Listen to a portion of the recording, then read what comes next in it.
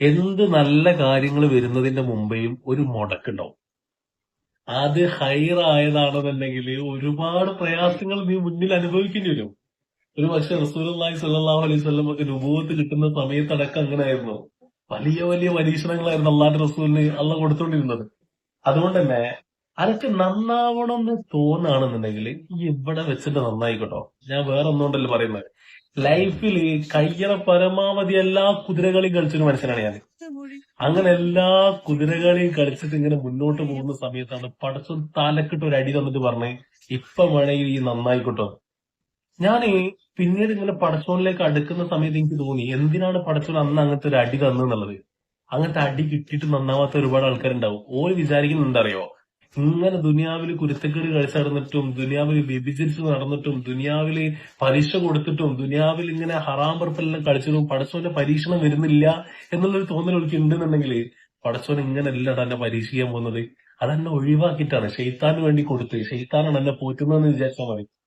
പക്ഷെ പടച്ചോന് ഇഷ്ടപ്പെട്ട ദാസന്മാരല്ലേ, പടച്ചോന് ഏറ്റവും കൂടുതൽ ഇഷ്ടപ്പെട്ട ദാസന്മാരെ പടച്ചോൻ ഇങ്ങനെ ഒരുപാട് തെറ്റുകൾ ചെയ്യുന്നത് കണ്ട ഒരു അടി കൊടുക്കും.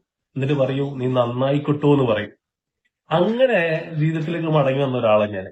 കാരണം വെച്ചാൽ എന്റെ മനസ്സിലുണ്ട് ഞാൻ കാണിച്ച് കൂട്ടിയ കൂത്താട്ടങ്ങളും ഞാൻ കാണിച്ച് കൂട്ടിയ കുതിരകളിയൊക്കെ. പക്ഷെ ഒരു സമയമാകുമ്പോ പടച്ചോനിലേക്ക് മടങ്ങി. പടച്ചോനിലേക്ക് മടങ്ങിയ സമയത്ത് എനിക്ക് മനസ്സിലായത് ജീവിതത്തിൽ അന്ന് അനുഭവിച്ച പരീക്ഷണങ്ങളെക്കാളും വലിയ പരീക്ഷണങ്ങൾ പടച്ചോൻ എനിക്ക് തരും എന്നുള്ളത്.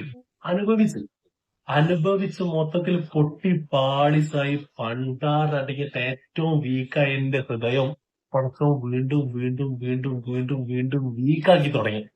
അങ്ങനെ വീക്കാക്കിയപ്പോ എനിക്ക് മനസ്സിലായി എനിക്ക് വേണ്ടാത്ത കാര്യങ്ങളൊക്കെയാണ് പടച്ചോൻ വീക്കാക്കിയെന്നുള്ളത്.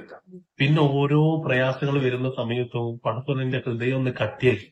എല്ലാം ഫേസ് ചെയ്തോ, അനക്കെല്ലാം താങ്ങാൻ പറ്റും. കാരണം വെച്ചാല് നീ എല്ലാ തെറ്റുകൾ ഏറ്റു പറഞ്ഞിട്ട് എന്റെ അടുത്തേക്ക് വന്ന ഒരു ദാസനാണ്.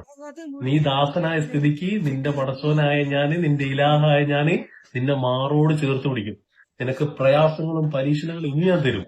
പക്ഷെ അതൊക്കെ വന്നാൽ എനിക്ക് പിടിച്ചു നിൽക്കാനുള്ള ഒരു നെടുന്തൂണ്, ഒരു മിറാക്കൾ, ഒരു അത്ഭുതം നിന്റെ ലൈഫിലേക്ക് ഞാൻ കൊണ്ടുവരും. അതുകൊണ്ട് കാത്തിരിപ്പിനൊരു സുഖമുണ്ട്. അത് നന്നാവാനുള്ള സമയം മുതലെടുത്തുകൊണ്ട് നന്നായിക്കോ. പ്രയാസങ്ങൾ വരും, ഒന്നും രണ്ടും മൂന്നും ഇനി 10 വന്നു കഴിഞ്ഞാലും അവസാനം ഹൈറായതൊന്ന് പടച്ചോൻ തരാനുണ്ട്. അതിനു വേണ്ടിട്ട് കാത്തുന്നു. എന്ത് രസാന്നറിയോ പ്രയാസങ്ങൾ വരട്ടെ. അള്ളാഹുവിന് ഇഷ്ടപ്പെട്ട ദാസന്മാർക്ക് പടച്ചോൻ പ്രയാസങ്ങൾ കൊടുക്കുള്ളൂ. അപ്പൊ മറക്കണ്ട, ഇപ്പുള്ള പ്രയാസം പ്രയാസമായിട്ട് കാണണ്ട. ഒന്ന് എഴുന്നേറ്റിട്ട് മുന്നോട്ട് കാല് വെച്ച് കഴിഞ്ഞാല് മനസ്സിലാവും ഇനിയും സഞ്ചരിക്കാൻ ഒരുപാട് ദൂരങ്ങളുണ്ട് എന്നുള്ളത്. അപ്പോ ഏറെക്കുറെ